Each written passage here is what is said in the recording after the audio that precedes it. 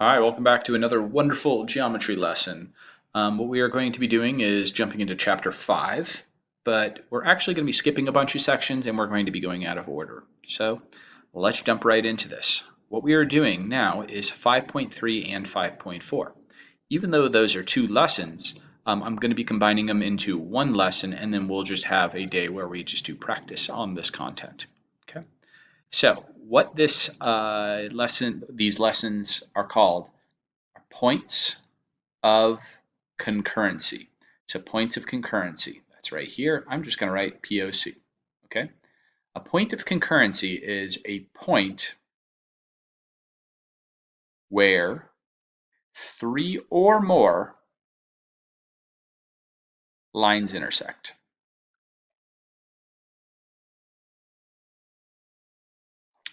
Now, if you think about it, two lines intersecting is that there's nothing special about that because either lines are parallel and they don't intersect or they do. That is the only two possibilities. Now, when I say they don't intersect and they're parallel, it also could be they don't intersect and they're skew. But either they don't intersect or they do intersect. It's nothing super special if two lines intersect.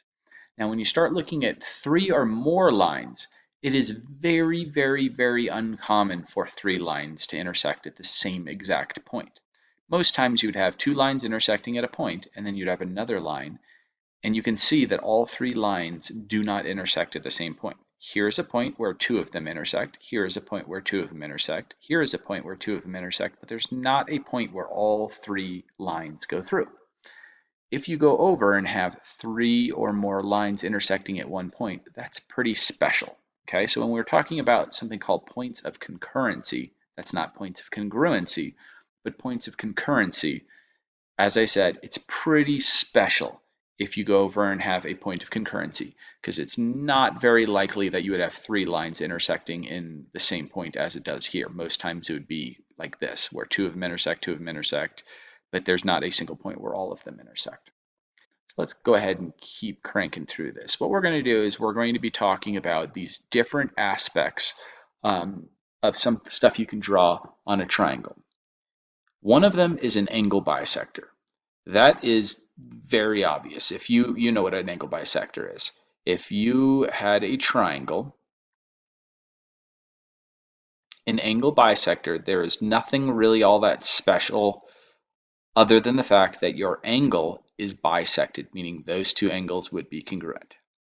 It doesn't go over and intersect the other side at 90 degrees always. It's not like a special characteristic. It doesn't necessarily go to the middle.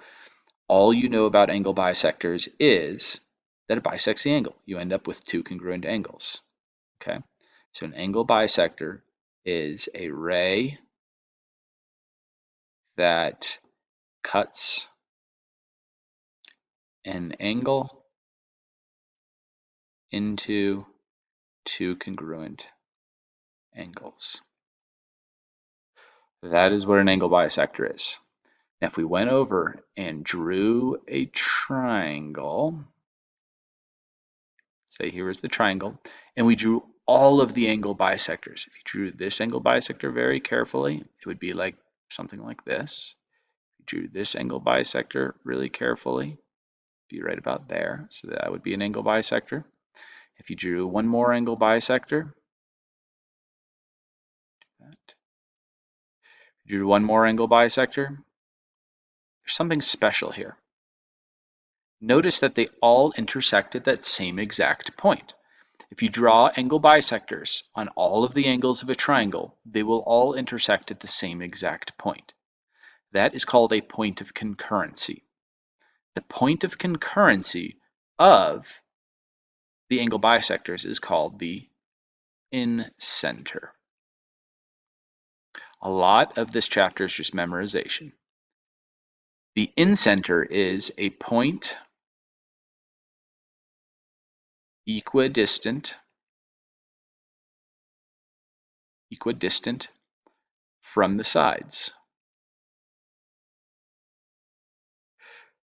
So if you wanted to figure out the location inside of a triangle that goes over and is exactly the same exact distance from all of the sides, you would go over and do all the angle bisectors and find the incenter. One other special thing is this, why do they call it the incenter? Because it's the center of a circle that fits perfectly inside of your triangle and it touches all of the sides exactly once. So if I said, what is the point of concurrency that is the center of a circle that fits perfectly inside of a triangle, touching all the sides once? You would say the incenter. And if I said, that is the point of concurrency of all the what? You would say the angle bisectors. Okay. Now a median, what a median is a line segment going from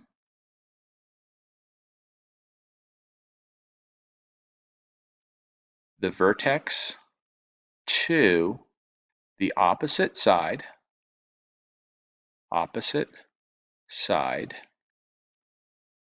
at, that's an at symbol, its midpoint. So if I had to draw a single one of them, here's a single median. If this was the midpoint of that side, if you go from this vertex over to that, that is called a median. Notice I didn't say anything about it being an angle bisector as well. Sometimes they are, but that's not the definition of median. Median just goes from the vertex to the opposite side at its midpoint. You can see on this one, it's definitely not an angle bisector. The one on the bottom is much smaller than the one on the top. So if I go over and do a drawing, here's a triangle. If I went over and found the midpoint, I found the midpoint,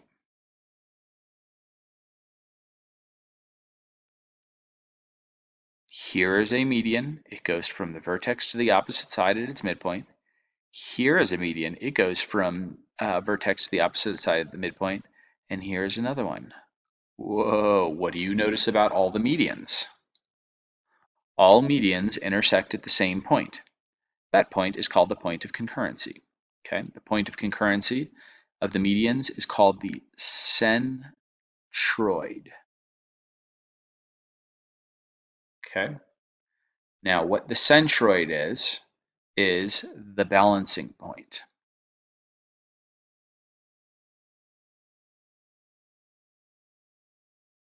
It's the balancing point. These aren't definitions. This is just telling you characteristics of it. The incenter is the point of concurrency of all the angle bisectors. The centroid, if you wanted a definition, is the point of concurrency of all of the medians. The special characteristic is it's the balancing point. If you made this out of cardboard and you made all of your medians and you found the point where they all intersect and you put a pencil out, it would balance perfectly at that point, right at the centroid. Okay, next one, perpendicular bisector. A perpendicular bisector is going to be exactly what it sounds like. It is going to be perpendicular at the midpoint of the side. So if I went over and I drew a triangle, and I wanted to make a single perpendicular bisector, I'd find the midpoint, and I'd make something that's perpendicular. And that's a perpendicular bisector. Now, if we go over and make a small one, if I made all of the perpendicular bisectors, so let's say we made this one, I made something that's perpendicular, and I draw my little right angle marker. I made another one here, perpendicular, and I made my other perpendicular bisector right here. Notice it's at its midpoint. So double tick, triple tick, triple tick. They all intersect at the same exact point. That point of concurrency is called the circumcenter. The circumcenter is going to be the point equidistant from the vertices. Okay. Now, I don't know how to use, let's see if I can make I think I'll just draw it. Okay, so this point, let me find right here. This point right here is going to be the same distance from that vertex is that vertex is that vertex. It's the same exact distance. And why do they call it the circumcenter? Circum means going around. This is the center of a circle that went around like this.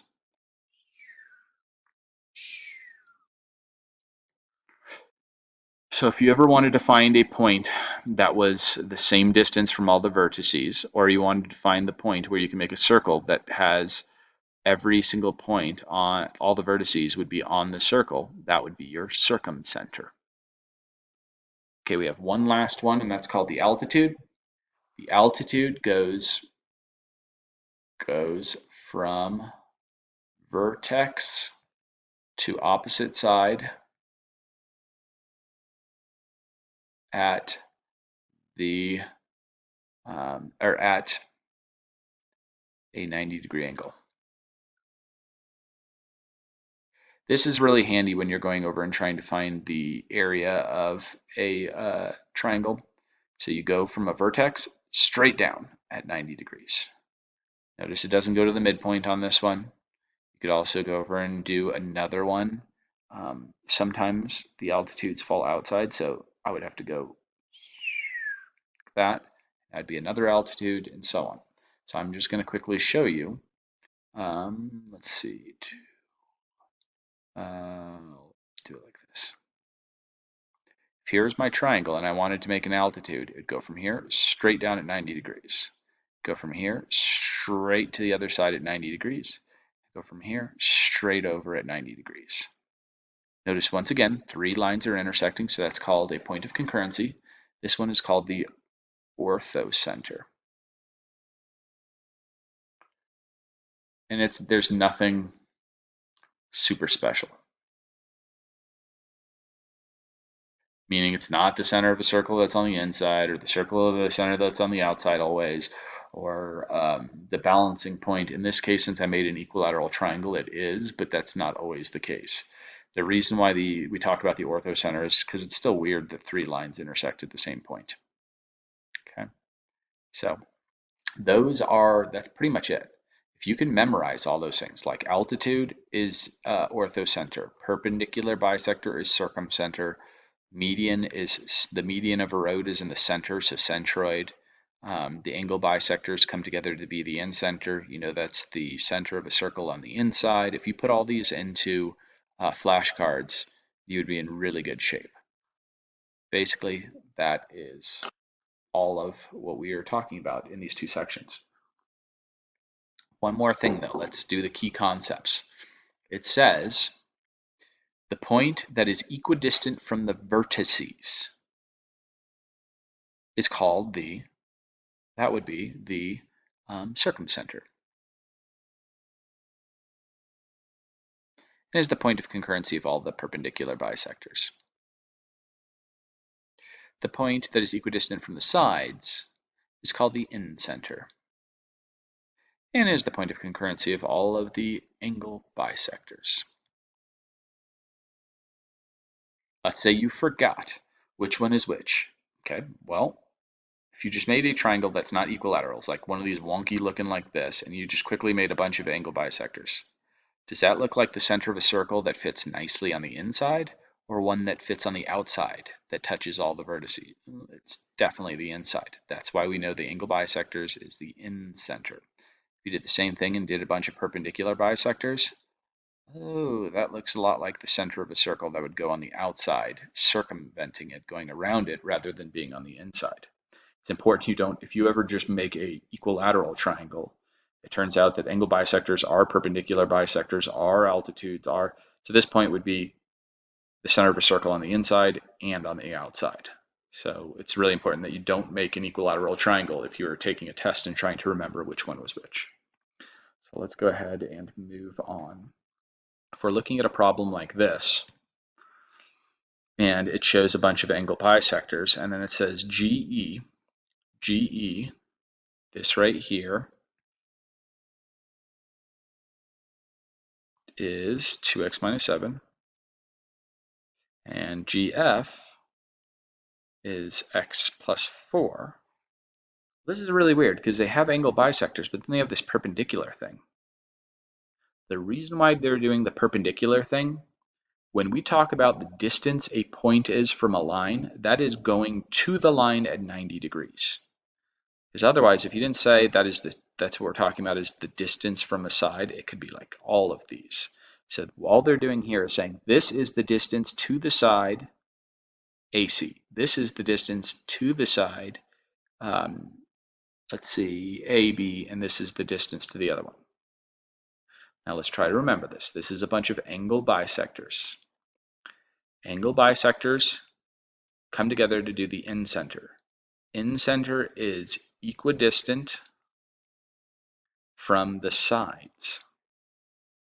So if this is the length to one of the sides and this is the length to the other side, then what can we do here?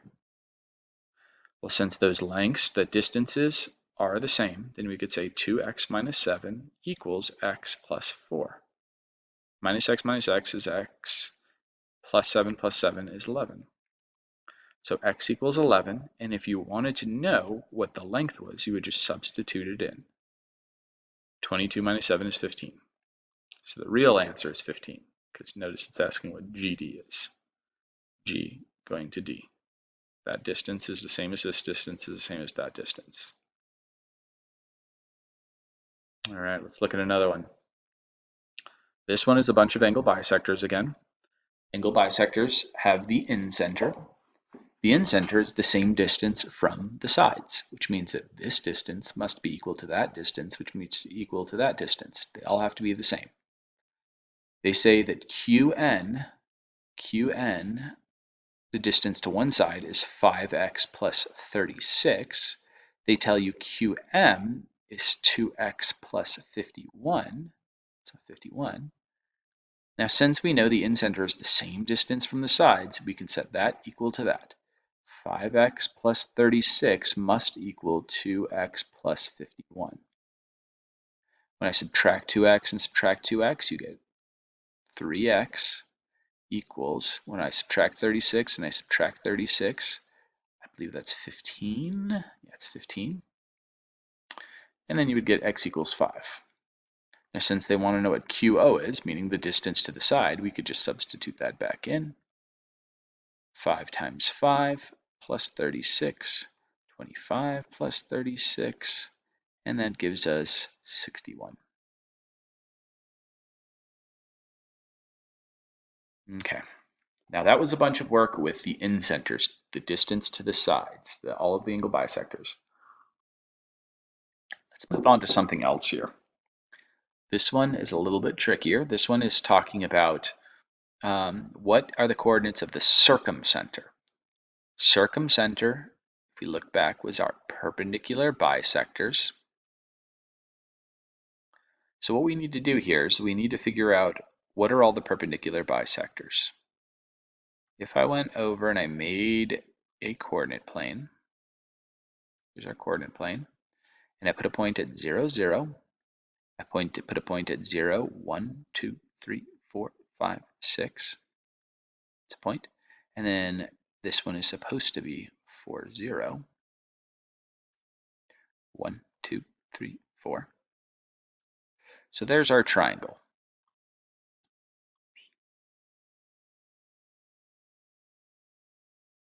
Now, we need to figure out the perpendicular bisectors. If I called this side A, this side B, and this side C, one of those sides, finding the perpendicular bisector would be a nightmare. Two of the sides are very, very easy. Which is the one where it's hard to find the perpendicular bisector? To this one. The reason being is because it's diagonal. On this one, I can say, okay, I need to be at the midpoint and perpendicular. Perpendicular to a vertical line is very easy. So let's first figure out where the midpoint is. If all the way up is 6, to here is 6, then we go up 1, 2, 3. It's right there. And that is a perpendicular bisector. If this is 1, 2, 3, and 4, the midpoint would be at 2, right here. So the circumcenter, which is the point of concurrency of all the perpendicular bisectors, is 2, 3. But wait a second, I thought you had to find all of them. Yeah, I'm telling you, if you tried to find the midpoint of this and then find a line that was perpendicular and then use substitution, you would still get 2, 3. You really only need 2 perpendicular bisectors. As long as you do those 2 correctly, then the third one has to be at that same point. So 2, 3 is going to be the location of the circumcenter.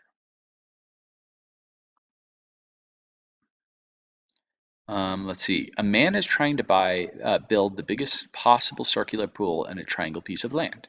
What would he want to know? So he has a triangle piece of land and he wants to make the biggest pool. He doesn't want to make it right here because he could make it bigger. He doesn't want to make it here because he could make it bigger. Where is the center of a circle that is the biggest circle that fits inside? It's called the incenter. The incenter is the point of concurrency of all the angle bisectors. Okay. Now this problem number 5 is just like all the ones we've already done, so let's go ahead and skip that one. Let's move on to this. So this one says, A through D, name each segment a median in STU. We looked at STU. STU is the big one. What is a median? Median goes from a vertex to opposite side at its midpoint. Can you see anything in triangle STU that goes from a vertex to the opposite side at its midpoint? SB? SB. Going from S is at the vertex to its midpoint, B. All right. How about an altitude of STU? STU is the big triangle. Can you find anything? Altitude goes from the vertex to the opposite side perpendicularly. Can you see anything? This goes to the opposite side, but not perpendicularly. Oh, look at this. This goes from a vertex to the opposite side perpendicularly. So that's the one we were looking for, UA. UA is an example of a altitude. We've already done a median and we've already done an altitude, so let's go ahead and skip those since we're running a little bit low on time with this video. Okay, now this talks about a centroid. Centroid is all of the medians. It is the balancing point. I accidentally forgot something, so we need to go back and take a look. Go back to where we were filling in this stuff. Please go back to medians. I forgot to add one thing. When you go over and look at the centroid, it will split, the centroid will split a line segment into 1/3, 2/3, meaning 1/3 of the length is right there, and 2/3 of the length is there. So if the whole length was 9, 6 of it would be here, and 3 of it would be there. Splits it up into 1/3, 2/3. Let's go ahead and take a look. Here we go. Okay, so this says the centroid PK. They're telling us that the whole entire length here, going from P to K, is 9x plus 21y. I want to change up this problem. Let's change up this problem so that it says, let's say KP equals 21. What is P? Hopefully that thing right there is an O. No, PQ. What is PQ? And what is QK? Okay, so as I just put in there, the medians are going to be the balancing point and the 1/3, 2/3 point. That means 1/3 of that total length must be here and 2/3 must be there. So what I'm going to do is I'm going to divide that in by 3 to find out what 1/3 of 21 is. That's 7. That means the 1/3 part, this length right here, must be 7, and then double that, 14, 2/3 of the total length will be right here, 1/3, 2/3. It'll be the same thing over here, 1/3, 2/3, and so on. Okay, I'm going to go over and draw all of these really quickly to finish up our lesson. If we are looking at something like this, determine the exact location of the circumcenter. Okay, the circumcenter is going to be all of the medians. All of the medians. Okay. Then use a compass to create the circumcenter. I'm a silly Billy. Circumcenter is all the perpendicular bisectors. So what I want you guys to do, I'm actually going to have you do it. When we are looking at this, let me go ahead and do. Okay, so what I want you to do on here is I want you to actually measure the length of this. Measure the length of that. Find the exact middle. And then you can do any way you want to make a right angle. What I would do is every piece of paper has a right angle on it. If you go over and shift your paper over so that it's right here and draw a line, as long as this was truly the middle, that would be a perpendicular bisector. I then want you to do the same thing over here. Go ahead and find the midpoint by measuring the whole length, dividing by 2, and then set your piece of paper right here. That'll give you a right angle, and draw your line. Do the same thing here. Find your midpoint, set your piece of paper on there, and go ahead and draw that. So once you have them all, you'll have something that looks like this, but instead of just being a sketch, it will be perfect because you have measured everything out and you've made a perfect right angle. Then I want you to get a circle making device, aka compass, put the pointy end here, open it up so the pencil goes right here, and go around and make a circle that touches all of the vertices exactly once. Once you are done with that, I want you to do the same thing over here, but instead of perpendicular bisectors, I want you to do angle bisectors. So what you're going to have to do is you are going to have to measure out this angle using, you're going to have to measure out this angle right here using a protractor. So if that was 60 degrees, then go over and find out what 30 degrees is, so half of it.